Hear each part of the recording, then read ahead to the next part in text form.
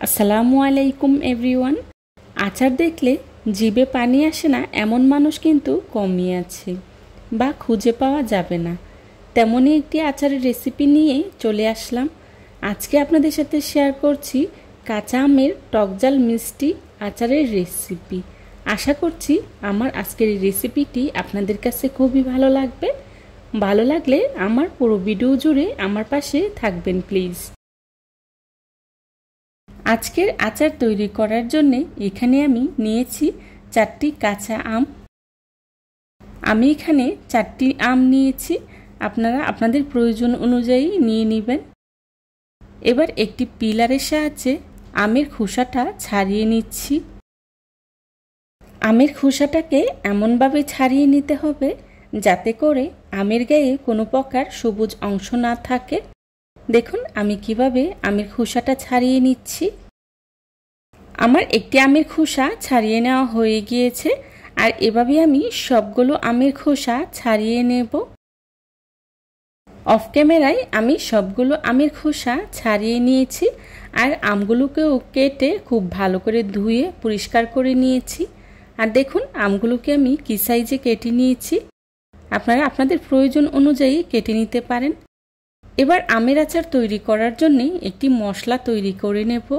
তার জন্যে চুলায় একটি প্যান বসিয়ে এর মধ্যেই দিয়ে দিচ্ছি শুকনো মরিচ 4টি। শুকনো মরিচগুলোকে কিছুক্ষণ ভেজে নেব। শুকনো মরিচগুলো যখন ভাজা হয়ে যাবে তখনই এর মধ্যেই দিয়ে দিচ্ছি 2 চা চামচ 5 ফোড়ন, আর দিয়ে দিচ্ছি জিরা 1 চা চামচ। এখন সবগুলো উপকরণ একসাথে খুব ভালো করে ভেজে নেব। এভাবে অনবরত নেড়েচেড়ে ভেজে নিতে হবে যাতে করে মশলাটা পুড়ে না যায়। আমার মশলাটা ভেজে নেওয়া হয়ে গিয়েছে।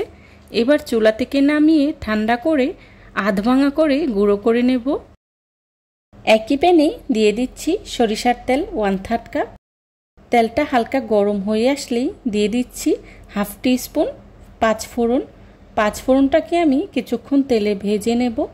5 ফোড়নটা ভাজা হয়ে গেলে দিয়ে দিচ্ছি আগে থেকে কেটে রাখা আমগুলো দিয়ে নেড়ে তেলের সাথে কিছুক্ষণ ভেজে নেব। এখন এর মধ্যে দিয়ে দিচ্ছি 1 চা চামচ লবণ, আর দিয়ে দিচ্ছি লাল মরিচের গুঁড়া 1 চা চামচ, হলুদের গুঁড়া হাফ চা চামচ। এখন মশলাগুলোকে নেড়ে আমের সাথে খুব ভালো করে মিশিয়ে নেব। এখানে আমি হলুদ আর মরিচের গুঁড়াটা ব্যবহার করেছি, এতে করে আমের আচারে খুব সুন্দর একটা কালার আসবে। মশলাটা মেশানো হয়ে গেলেই দিয়ে দিচ্ছি চিনি 1 কাপ। আমি এখানে 1 কাপ চিনি ব্যবহার করেছি, আপনারা আপনাদের প্রয়োজন অনুযায়ী কমিয়ে বাড়িয়ে ব্যবহার করতে পারবেন। এবার নেড়ে খুব ভালো করে মিশিয়ে নেব। দেখুন চিনি থেকে কি পরিমাণে পানি উঠেছে, আর এই পানিটা শুকিয়ে আসা পর্যন্ত অনবরত নেড়েচেড়ে আচারটাকে জাল করে নিতে হবে। এভাবেই অনবরত নেড়েচেড়ে আচারটাকে জাল করে নিতে হবে, না হলে প্যানে লেগে যেতে পারে। দেখুন আমগুলো সিদ্ধ হয়ে গিয়েছে, অনেকটাই গলে গিয়েছে, আর কিছুটা আস্ত রয়েছে। সেগুলোকে আমি পাছলার সাহায্যে এভাবে ভেঙে গুঁড়ো করে নিচ্ছি। এই পর্যায়ে দিয়ে দিচ্ছি আগে থেকে গুঁড়ো করে রাখা 5 ফোড়ন 1 চা চামচ। আমি এখানে 1 চামচ ব্যবহার করেছি, বাকিটা পরে ব্যবহার করব। এখন নেড়ে খুব ভালো করে মিশিয়ে নিচ্ছি। এই আচারটা তৈরি করা খুবই সহজ, অল্প উপকরণেই তৈরি করে নেওয়া যায়, আর খেতে এতটাই মজার হয় যে বাসায় ট্রাই না করলে বুঝতেই পারবেন না। যতক্ষণ পর্যন্ত আচারের পানিটা পুরোপুরি শুকিয়ে আসবে আর আচার থেকে তেল ছেড়ে দেবে ততক্ষণ পর্যন্ত অনবরত নেড়েচেড়ে আচারটাকে জাল করে নিতে হবে। দেখুন আমার আচারটা প্রায় তৈরি করে নেওয়া হয়ে গিয়েছে, আর দেখুন আচারের কালারটা। এই পর্যায়ে দিয়ে দিচ্ছি 1 চা চামচ 5 ফোড়ন। এখন নেড়ে আবারও খুব ভালো করে মিশিয়ে নেব। আমার আচারটা তৈরি করে নেওয়া হয়ে গিয়েছে। দেখুন আচারটা দেখতে কতটা লোভনীয় হয়েছে। এবার চুলা থেকে নামিয়ে একটি সার্ভিং ডিশে সার্ভ করে নেব। যারা এতক্ষণ ধৈর্য সহকারে আমার ভিডিওটি দেখেছেন তাদেরকে জানাই অসংখ্য ধন্যবাদ।